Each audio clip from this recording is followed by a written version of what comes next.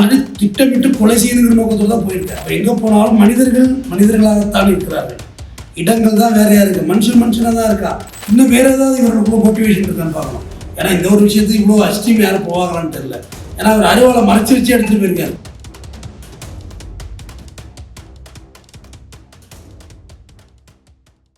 கொடைக்கானல் பகுதியில் பூம்பாறை என்ற இடத்துல ஒரு குதிரை மேய்த்த பிரச்சனையில் ஒரு படுகொலை ஒரு அரங்கேறி இருக்கு. லாஸ்ட் டைம் வந்து கொடைக்கானல் வேலைப்பெரு குழந்தை வேலைப்பெரு கோயிலை பற்றியெல்லாம் போட்டிருந்தார். ரொம்ப அழகான ஒரு இடம், மக்கள் அமைதியாக வாழ்வதற்கான ஒரு பகுதி. ஆனால் அந்த இடத்துக்குள்ளேயே ஒரு பக்கத்து வீட்டுக்காரன் இந்த சண்டையில் குதிரை போய் மேய்ஞ்ச தண்டை இன்றைக்கி ஒரு படுகொலை செய்யப்பட்டிருக்கார். வடிவேல் மகன் ராமர், வயது 25. இவர் சொந்தமாக குதிரை வச்சு பராமரித்து வந்திருக்காரு. ஓராண்டுக்கு முன்பு ராமருக்கும் சொந்தமான குதிரை ஒன்று அதே பகுதியைச் சேர்ந்த ஜெயபால் மகன் ரகு 2 பேருக்கும் பிரச்சனை இருந்திருக்கு. அவருக்கு வந்து ஒரு 23 வயசு, வாழ வேண்டிய பசங்க 2 பேருமே. நேற்று முன்தினம் பார்த்தீங்கன்னா ராமரோட குதிரை வந்து ரகுவோட தோட்டத்தில் மேய்ஞ்சிருக்கு. ஒன்று ரகு நேராக ராமர் வீட்டுக்கு போய் வாடா உன் குதிரை எங்கள் தோட்டத்தில் மேய்து அப்படின்னு சொல்லி பக்கத்தில் அவருடைய இன்னொரு உறவுக்காரர் பிரசாந்த், அவர் வந்து மைனர், இந்த பையன் 16 வயசு, அந்த பையனை கூட்டிகிட்டு வந்து பாருங்கடா குதிரை மேய்றதுன்னு இப்படியே வாக்குவாதம் முத்தி போகுது. அப்போ ரகு என்ன செய்கிறாரு, தன் மறைச்சு வச்சதை கத்தி எடுத்து ராமரை சரமாரியே விட்டுறாரு. தடுக்க வந்து பிரசாந்தையும் சரமாரியே விட்டுறாரு. உடனே பூம்பாறை அரசு சுகாதார மருத்துவமனைக்கு 2 பேரும் எடுத்துகிட்டு போகிறாங்க. உள்நாட்டு வீட்டில் சொந்தக்காரங்களை வந்து போய் பரிசோதித்து பார்த்ததில் ராமர் படுகொலை செய்யப்பட்டு விட்டார். வரும் வழியிலே சம்பவத்திலே உயிர் பிரிந்து விட்டது. பிரசாந்த் மட்டும் உயர் மருத்துவமனைக்கு தேனிக்கு அனுப்பியிருக்காங்க, மருத்துவமனைக்கு. அப்புறம் ஊர் மக்கள்லாம் என்ன செய்கிறாங்க, கிராமம் நீங்கள் சிட்டி கிடையாது, ஊர் மக்கள் என்ன செஞ்சிட்டாங்க, நேராக ரகு வீட்டுக்கு போய் ரகு வீட்டை சூறையாடிட்டாங்க. கொலையிடந்து போச்சுல. அப்போ வந்து ஜாதி சொந்தம்லாம் பார்க்க மாட்டாங்க, கிராமம் நேராக போய் ரகு வீட்டை சூறையாடிட்டாங்க. அப்புறம் மாவட்ட எஸ்பி ஜெயக்குமார் அவர் வர்றாரு, ஆர்டிஓ கீர்த்தனா வர்றாங்க, மணி மற்றும் அதிகாரிகள் வந்து இந்த பேச்சுவார்த்தை நடத்தி ஒரு வழியாக காம்ப்ரமைஸ் பண்ணி போலீஸ் ஃபுல்லாக இறக்கியிருக்காங்க. இன்றைக்கி பூம்பாறை ஃபுல்லாகவே ஒரு 1000 போலீஸ் இறக்கியிருக்காங்க. அதுபோக வீக்கெண்டு வேறு, அதுக்கு வேறு போலீஸ் ப்ரொடெக்ஷன் எக்ஸ்ட்ரா கொடுத்துருப்பாங்க. இது எல்லாத்துக்கு மேலே ஜிஹெச் வந்து பணம் வாங்க மாட்டோம்னு சொல்லி, பாடி வாங்க மாட்டோம்னு சொல்லி அவங்க ஒரு ஆர்ப்பாட்டம் பண்ணி மத்திய ஐஜி, தென்மண்டல ஐஜி அவர் போய் சமாதானப்படுத்தி பாடியை வாங்க வச்சுருக்காரு.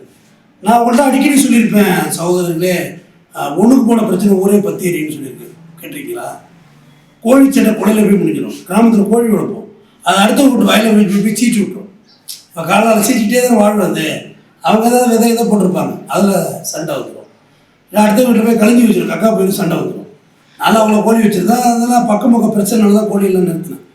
கோழியெல்லாம் ஃபென்சிங் போட்டு முறைப்படி தான் வச்சு வளர்க்கணும்னு வச்சுருக்கேன். குதிரை என்ன மேய்ஞ்சிட போகுது, மேய்ஞ்சதான் ஒரு வயிற்றுக்கு மேய்ஞ்சிட்டு ஒரு மிருகம் மேய்ஞ்சிட்டு போகிறது தான். நைட்டில் எவ்வளோ தான் காட்டு எருமை வந்து மேய்ஞ்சிட்டு போகுது, ஊரே அடித்து உடைக்குது.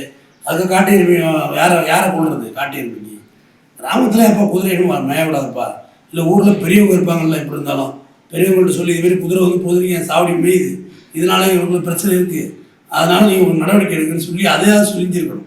கிராமத்தில் போட்டு பேசுவாங்க, எப்போ குதிரை மேயக்கூடாதுப்பா தோட்டத்துலன்னு, அதையும் விட்டாச்சு. இல்லை இது காவல்துறை வந்து இன்னும் தீவிரமாக சேர்க்கணும். இது மட்டுமா பிரச்சனை? இன்னும் வேறு ஏதாவது இவர்களுக்குள்ள மோட்டிவேஷன் இருக்கான்னு பார்க்கணும். ஏன்னா இந்த ஒரு விஷயத்துக்கு இவ்வளோ அஸ்டீம் யாரும் போவாங்களான்னு தெரியல.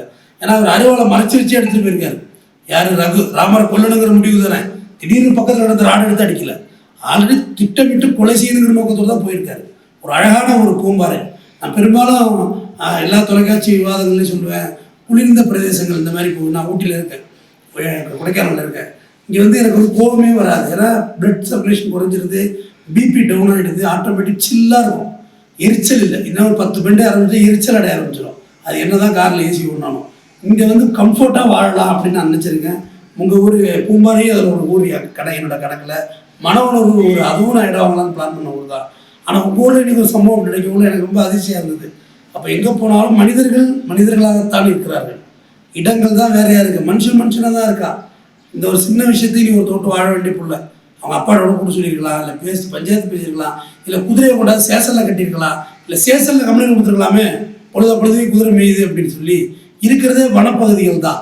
வனப்பகுதிகள் போய் யார் என்ன சொல்கிறது? வனத்தில் கொஞ்சம் நேரம் மேயும் குதிரை, கொஞ்சம் நேரம் இங்கே நிற்கும், அங்கே நிற்கும். அப்படி ஒரு நாள் சாப்பிட்டா கூட குதிரை எவ்வளோ சாப்பிட போகுது? அங்கே பூண்டு தான் போடுறீங்க, பூண்டை குதிரை திங்கவும் திங்காது. ஸோ மனிதர்கள் என்பது விட்டு கொடுத்து வாழ்றத மனுஷனாக மாறி இருக்கும்.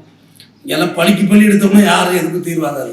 மேலும் ராம குடும்பத்தில் நீங்கள் எதுவும் பழிக்கு பள்ளிலாம் எடுக்காதீங்க, சட்டத்தின் கையில் கொடுங்க. ஐவிட்டு ஒரு பையன் இருக்கான், 16 வயசு பிரசாந்த், அவன் கூடவே இருந்திருக்கான். அவன் சாட்சி சொல்லுவான். அவன் சாட்சி சொன்னாலே கண்டிப்பாக வழக்கு நிச்சயமாக தண்டனை பெறும், நீதியை நம்புங்கள். இப்போ பாதிக்கப்பட்ட சைட்லேருந்து ஏதாவது முறையீடு பண்ணுவாங்கல்ல, இப்போ அவங்க ரொம்ப மன உளைச்சலுக்கு ஆளாகி தானே இந்த விஷயத்துக்கு போயிருக்காங்க. அப்போ அந்த மன உளைச்சலுக்கு காரணமானவங்களுக்கும் ஏதாவது தண்டனை கிடைக்குமா, இல்லை இது அதனால சட்டத்தில் ஏதாவது பிரச்சனை இருக்குமா? பாதிக்கப்பட்டவங்களுக்கு நீதிமன்றத்தில் கிடையாது, பெனால்ட்டி போட்டு கொடுப்பாங்க. இழப்பீட்டு தொகையை பாதிக்கப்பட்டவர்கள் கொடுக்கணும். பாதிக்கப்பட்டவங்க இப்போ அமைதியாக இருக்கணுங்கிறது என்னோட வேண்டுதல். நீங்கள் வேணால் கேட்கலாம், உங்கள் வீட்டில் செத்தா தெரியும், எல்லாரும் பார்த்துருக்கோம், எல்லாரும் வீட்லேயும் பார்த்ததோடு தான் எங்களை பக்குவமாக பேசுகிறோம். ஓகே, இங்கே யாரும் மரணத்தையோ இல்லை கொலையோ பார்க்காதவங்களாம் கிடையாது. அதெல்லாம் தேவையில்லை. அது வந்து வீணாக வாழ்க்கை போடும், தெண்டமாக போடும், சந்தியில் போயிடும். சரி நடந்து போச்சு, இழக்கக்கூடாது, இழந்தாச்சு. இழந்தவங்க நினச்சி இருக்கிறவங்கள இழந்துடாதீங்க. அவனுக்கு ராமர் கண்ணனும் தம்பியோ இருந்து அவனை கொம்பு விட்டு கொலை பண்ணிங்கன்னா அது வீணாக தான் போகும். சட்டம் என்ன நடவடிக்கை எடுக்கிறதோ அதுவே சட்டம் மேலான சட்ட நடவடிக்கை தான் மேற்கொள்ளணும். இதுதான் சூப்பராக நீங்கள் டேரெக்டாக களத்துக்கு வந்திருக்காங்க, மேட்டர் சீரியஸான சொல்லிட்டு தான் வந்திருக்காங்க.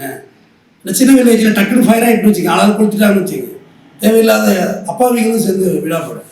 இந்த கிராமம் நேற்று ஃபுல்லாக இதே பேச்சாக தான் இருக்குது. அது ஒரு இன்னைக்கு பேசுவாங்க, இன்னும் 1 மாதம் பேசுவாங்க, இன்னும் 1 வருஷம் கூட இதே கதை தான் பேசுவாங்க. ஐயோ குத்திட்டான்ப்பா குத்திட்டான். வெளியே வந்து நீ அந்த கிராமத்தில் மீதாக வாழ்ந்து வேறாது வாழ முடியாது. கொலகாரன் டீ கடைக்காரன் இப்படி பார்ப்பான். இதெல்லாம் பார்த்துருக்கோம். தள்ளி வைப்பாங்க, ஏதாவது ஒரு கஷ்டம் வரும். இந்த பையன் கொலை பண்ணலைன்னா நமக்கு ஏன் இந்த கதி, இந்த பையன் பண்ணதானே இத்தனை காசை அழிச்சிட்டோம், எப்படியும் அந்த பையன் மீண்டும் ஒரு 2 லட்சம் அழிப்பாங்க, இவனால தான் சொல்லி வீட்லேயும் திட்டுவாங்க. சரி ஏதோ தப்பு செஞ்சுட்டேன், முன்னாடி தப்பு செய்யாமல் ரவுடி ஆகுமா, நல்ல முறையில் வந்து வாழ்கிறதுக்கான வழிகளை பார்ப்பா. இப்போ அந்த பாதிக்கப்பட்ட பையனுக்கு எப்படி நார்மலாக இந்த சிறை தண்டனைனா கடுங்காவல் தண்டனை அந்த மாதிரி கொடுப்பாங்களா, இல்லை அதிகபட்ச தண்டனை உச்சபட்ச தண்டனை ஏதாவது? என்னோட கணக்கு வந்து கிராமமாக இருக்குது. திரும்பி அந்த பையன் 60 நாளில் பெயிலில் வந்துட்டா மறுபடியும் சட்ட ஒழுங்கு பிரச்சனை ஏற்பட வாய்ப்பு இருக்குது. அதனால் குண்டாஸ் போடுவாங்க. குண்டாஸ் போட்டால் கொஞ்சம் 6 மாதம் 7 மாதம் உள்ளே இருப்பான். கொஞ்சம் கோபம் கிராமத்தில் குறையும். குண்டாஸ் போடுறது நல்லது, பண்ணுறதுல கெடுதல்னு பேசுறீங்க. குண்டாஸ் போட்டால் ஒரு 6 மாதம் 7 வருஷம் உள்ளே இருப்போம், 7 மாதம் உள்ளே இருப்போம். அப்போ வெளியில் கோபம்லாம் மாறிடும், காட்சிகள் மாறிடும். உடனே வந்து கண்டிஷன் மேல் கையெழுத்து போடுவீங்கன்னா கோபம் தான் வரும். அதனால் அந்த பையன் சிறையில் இங்கே மதுரை ஜெயிலில் வைப்பாங்க, இல்லை தேனி ஜெயிலில் வைப்பாங்க. இங்கே இவங்களுக்கு திண்டுக்கல் மாவட்டம் திண்டுக்கல் ஜெயிலில் வைப்பாங்க. இப்போ இறந்தவங்க குடும்பத்துக்கு அரசாங்கம் ஏதாவது உதவி ஏதாவது பண்ணுமா? அரசாங்கம் இருந்தவங்க குடும்பத்தை என்ன பண்ண போகிறாங்க, அதெல்லாம் ஒன்றும் இல்லை. அதில் மீட்டிங் போய் சேர்த்தா தான் காசு, இல்லைன்னா சேர்த்தா காசு கிடையாது. மீட்டிங் மாநாடு போய் சேர்த்தினா காசு கொடுப்பாங்க, இதெல்லாம் காசு கிடையாது. தொடர்ந்து பேசுவோம். அரசு வேலையும் தருவாங்க, அரசு வேலையும் தருவாங்க. அப்புறம் ஹைகோர்ட் மண்டையிலையும் கூட்டம், இதுக்கெல்லாம் அரசு வேலை கொடுப்பீங்களான்னு கேட்கும். தொடர்ந்து பேசுவோம். நன்றி.